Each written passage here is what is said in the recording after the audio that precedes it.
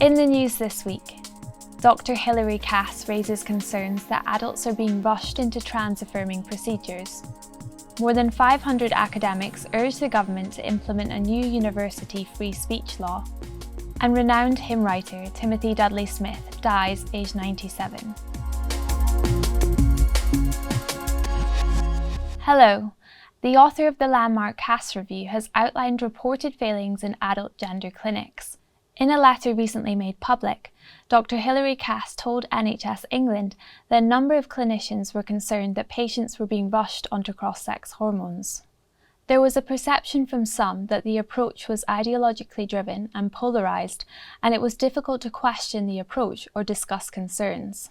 She was told by clinicians that consent procedures were inadequate, clinical protocols lacking, and administrative processes chaotic. NHS England's John Stewart and Professor James Palmer said they would consider the feedback in the upcoming review of gender clinics. In Scotland, NHS Greater Glasgow and Clyde announced that its gender clinics will no longer accept self-referrals from adults or children. Patients can now only be referred by their GP or mental health services.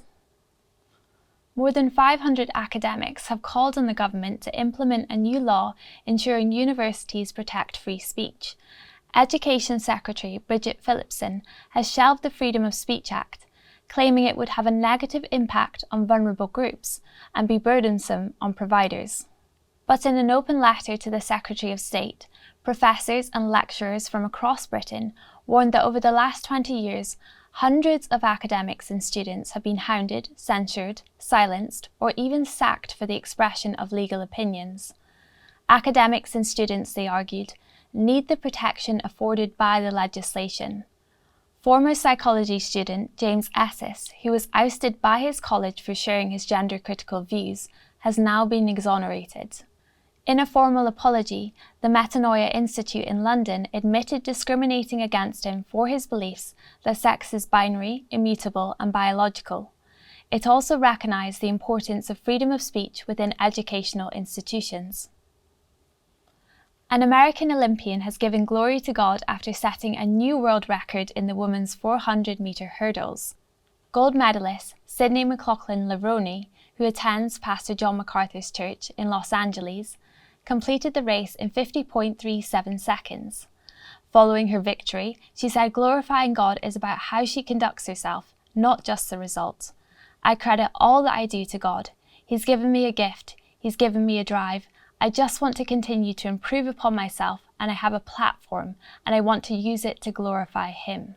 And so, whenever I step on the track, it's always the prayer of God, let me be the vessel in which you're glorified, whatever the result is.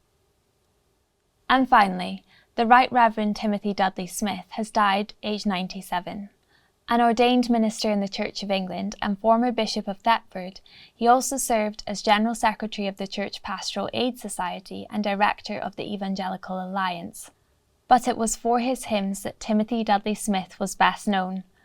Over a period of 60 years, he penned more than 400, including the much-loved Tell Out My Soul, The Greatness of the Lord, and Lord, for the years your love has kept and guided. At an event to celebrate his 80th birthday, fellow hymn writer, the late Michael Saywood, remarked, "He tells us that hymn writing has been for me a most enriching and entirely unexpected gift. We, his friends and colleagues, thank God for the evident demonstration of these gifts by a first-class tradesman."